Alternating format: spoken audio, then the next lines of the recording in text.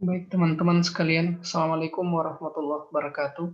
Ya, pada sore hari ini kita kembali ke perkuliahan manajemen sumber daya manusia yang akan membahas materi pertama yaitu pengantar, pengantar dari manajemen sumber daya manusia tentang pengertian dan fungsi-fungsi dari manajemen sumber daya manusia.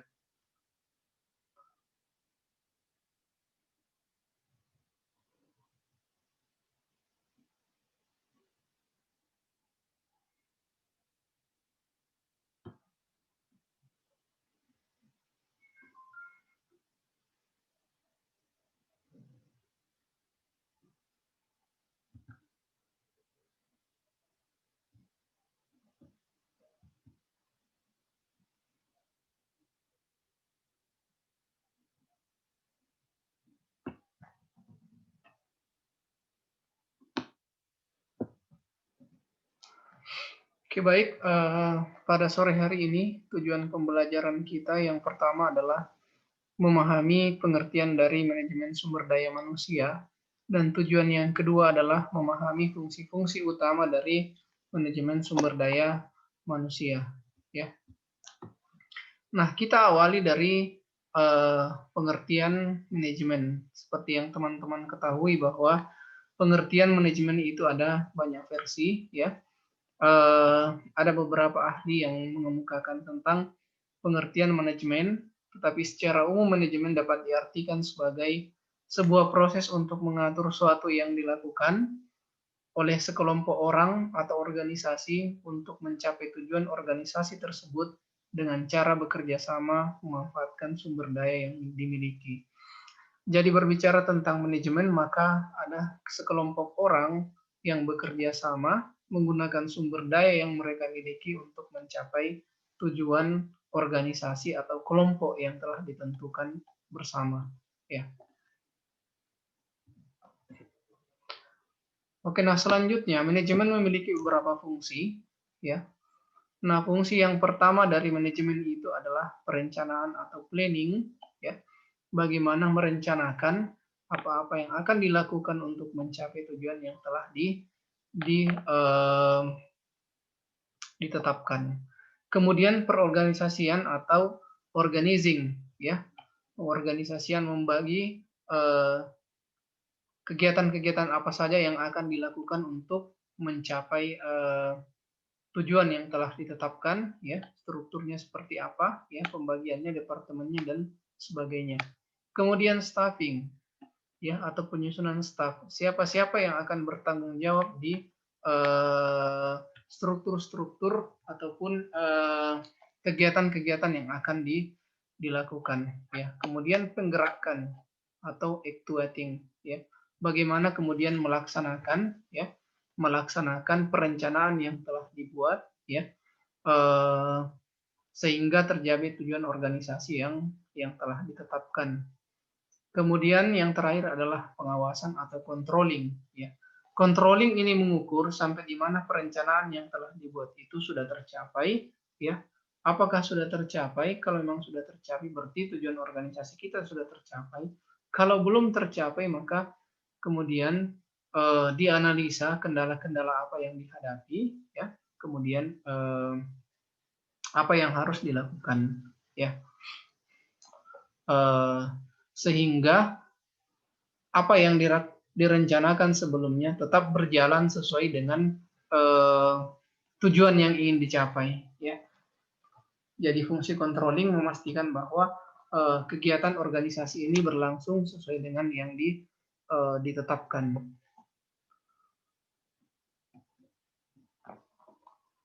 Nah, dari pengertian manajemen dan fungsi-fungsi manajemen, kemudian manajemen sumber daya manusia ini bisa ditarik sebuah pengertian, ya. Nah, manajemen sumber daya manusia diartikan sebagai suatu proses perencanaan, ya, pengorganisasian, penyusunan staf, penggerakan, dan pengawasan terhadap pengadaan, pengembangan, pemberian kompensasi,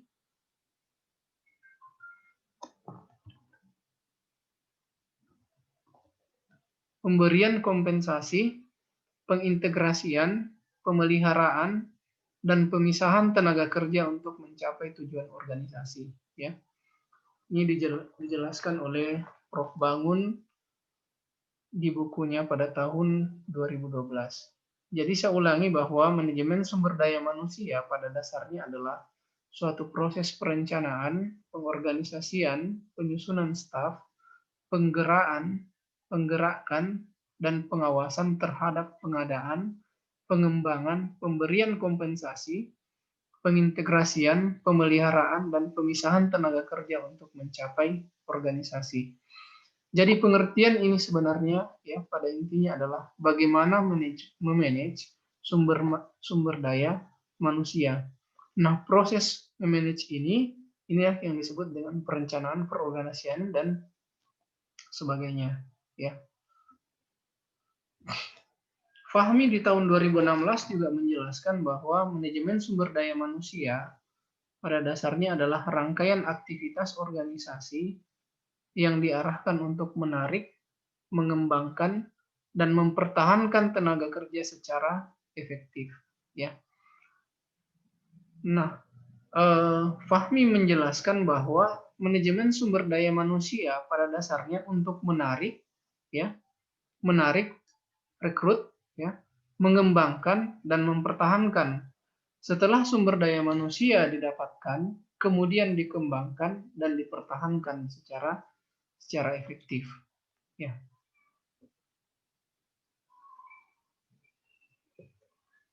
Nah, kalau kita lihat dari struktur manajemen, maka manajemen sumber daya manusia ini berada di bawah manajer umum atau general management. Posisi manajer sumber daya manusia ini setara dengan manajer keuangan, manajer operasional atau biasa juga disebut dengan manajer produksi, dan manajer pemasaran. Nanti di bawah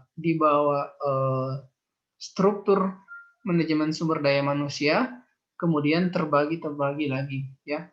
Ada unit rekrutmen, unit kompensasi, pengembangan, ya, hubungan perburuhan, dan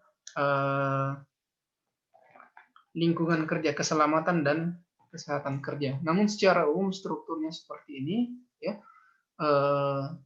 Manajer sumber daya manusia berada di bawah manajer umum, ya.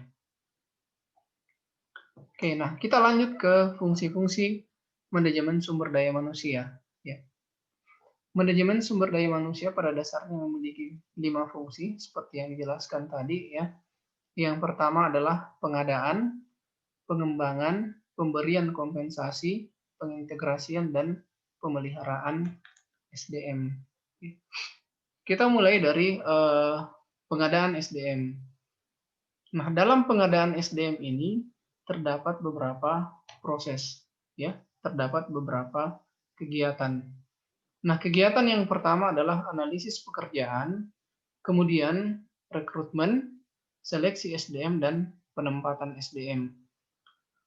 Awalnya, bagian pengadaan akan melakukan analisis pekerjaan untuk menentukan pekerjaan apa saja yang sedang membutuhkan SDM, ya, tanggung jawabnya seperti apa, ya, haknya seperti apa, dianalisis, ya. Kemudian setelah dianalisis pekerjaan dilakukanlah rekrutmen. Rekrutmen dilakukan, ya, untuk mendapatkan calon-calon yang nantinya akan menjadi karyawan di suatu perusahaan. Kemudian seleksi, ya. Seleksi ini digunakan untuk memilih kandidat-kandidat yang akan menjadi SDM mana yang sesuai dengan pekerjaan yang dibutuhkan. Dilakukanlah seleksi untuk memilih mana kandidat yang paling memenuhi persyaratan untuk pekerjaan yang ditawarkan. Nah, setelah diseleksi kemudian SDM tersebut ditempatkan atau penempatan SDM, ya, yang sesuai dengan kemampuan dan kemauannya, bakatnya, ya, dan sebagainya. Kemudian fungsi yang kedua dari SDM adalah dari manajemen sumber daya manusia adalah pengembangan SDM. Nah, dalam pengembangan SDM ini ada 4 ya. Secara umum ada 4 yang menjadi proses yang dilakukan. Yang pertama adalah perencanaan karir. Perencanaan karir ini menyangkut proses-proses yang akan dilalui oleh seseorang untuk mencapai karir yang diinginkannya. Ya. Perencanaan karir misalnya awalnya dari staf biasa, kemudian menjadi supervisor, dari supervisor kemudian menjadi manajer, ya, kemudian bisa saja menjadi general manager. Nah, proses-proses itu yang disebut dengan perencanaan karir. Kemudian yang kedua adalah pengembangan karir. Nah, pengembangan karir ini menyangkut bagaimana kegiatan yang dilakukan untuk meningkatkan kemampuan dari karyawan atau sumber daya manusia yang dimiliki oleh perusahaan. Ya. Pengembangan karir ini bisa meningkatkan kemampuan, ya, hard skill atau soft skill dari karyawan. Ya. Kemudian pengembangan organisasi. Ya. Pengembangan organisasi, ya. Pada saat tertentu organisasi bisa mengembangkan organisasi menjadi lebih besar atau menjadi lebih kecil strukturnya, ya. Nah, pengembangan organisasi ini ya diharapkan bisa meningkatkan produktivitas atau perkembangan organisasi di masa yang akan datang. Kemudian proses yang terakhir yaitu manajemen dan penilaian kerja. Nah, manajemen dan penilaian kerja ini untuk mengukur bagaimana tanggung jawab yang diberikan kepada si karyawan apakah tercapai atau tidak. Bagaimana perencanaan-perencanaan yang telah dibuat ini bisa dicapai oleh karyawan atau bagaimana beban kerja yang diberikan kepada karyawan tersebut mampu dicapai oleh karyawan, ya. Nah, fungsi yang ketiga dari manajemen sumber daya manusia adalah pemberian kompensasi, ya. Pemberian kompensasi maksudnya ini timbal balik atau timbal dari jasa yang telah diberikan oleh karyawan kepada perusahaan, ya. Nah, kompensasi ini bisa berupa kompensasi finansial dalam bentuk uang, ya. Bisa juga dalam bentuk kompensasi non finansial, ya. Kompensasi finansial jelas ya, berapa gajinya, berapa tunjangan yang diberikan, ya, berapa bonus yang diberikan, itu kompensasi finansial yang menyangkut berapa nilai rupiah yang karyawan terima. Kemudian kompensasi non finansial, ya, banyak, ya, lingkungan kerja yang menyenangkan, ya, waktu kerja yang fleksibel,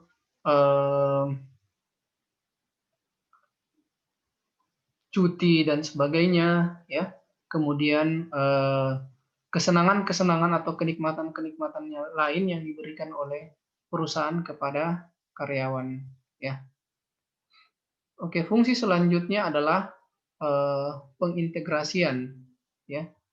Nah, pengintegrasian di sini maksudnya adalah mempertemukan atau menyatukan antara keinginan perusahaan dan keinginan karyawan, ya.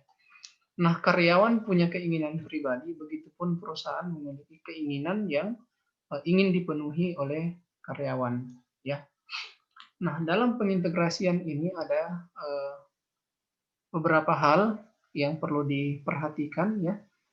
Yang pertama kita perlu membangun motivasi kerja. Yang motivasi maksudnya semangat untuk melakukan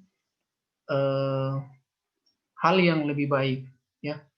Nah, motivasi kerja ini perlu tetap dijaga supaya bisa memberikan hasil yang maksimal kepada perusahaan. Kemudian yang kedua adalah kepuasan kerja, ya. Kepuasan kerja ini menyangkut bagaimana karyawan itu menilai pekerjaan yang mereka lakukan. Apakah mereka puas, tidak puas, atau biasa-biasa saja dengan pekerjaan yang mereka jalani. Nah, tingkat kepuasan ini tentu dipengaruhi oleh banyak hal, ya. Tingkat kepuasan ini dipengaruhi oleh banyak hal. Bisa kompensasi, bisa pengembangan, ya. Itu mempengaruhi tingkat kepuasan kerja dari dari karyawan, ya. Nah, motivasi kerja dibutuhkan oleh perusahaan dari karyawan, ya. Motivasi kerja dibutuhkan oleh perusahaan dari karyawan sehingga karyawan bisa maksimal memberikan kontribusinya kepada perusahaan. Sedangkan kepuasan kerja adalah sesuatu yang diinginkan oleh karyawan didapatkan dari pekerjaannya di perusahaan, ya. Nah, pengintegrasian inilah yang dimaksud, bagaimana pengintegrasian ini bisa tercapai, ya. Nah, dalam pengintegrasian ini, faktor kepemimpinan juga menjadi faktor yang sangat sangat sangat dibutuhkan, ya. Bagaimana kepemimpinan ini bisa memaksimalkan kepuasan kerja, di samping itu juga motivasi kerja dari para karyawan untuk berkontribusi kepada perusahaan itu bisa terus meningkat, ya. Nah, ini yang dimaksud dengan pengintegrasian, ya. Oke, fungsi terakhir dari manajemen sumber daya manusia itu adalah pemeliharaan SDM, ya.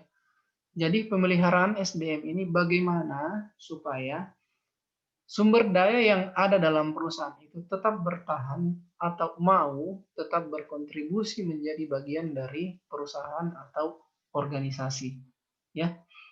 Nah, dalam pemeliharaan SDM ini ada dua hal yang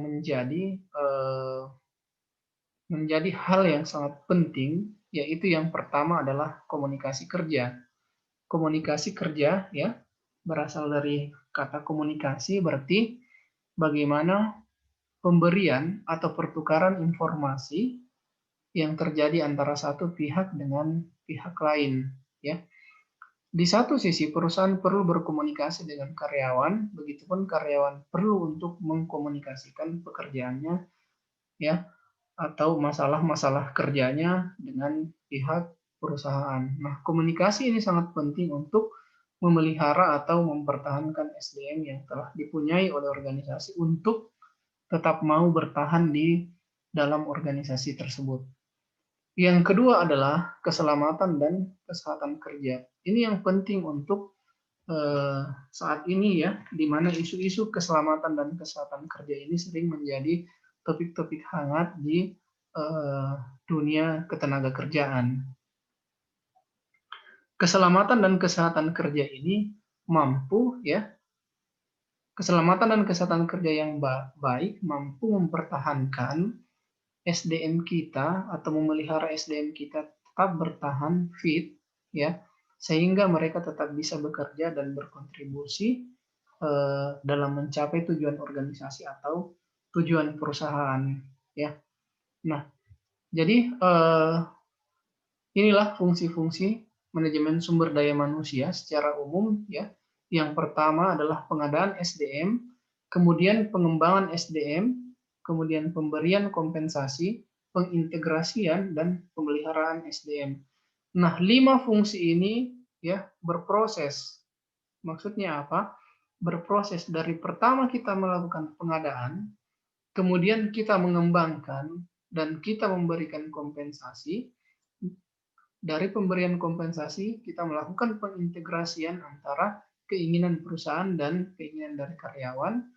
Nah, setelah itu kita butuh untuk melakukan pemeliharaan SDM sehingga SDM kita bisa bertahan untuk tetap berkontribusi bagi organisasi atau perusahaan, ya.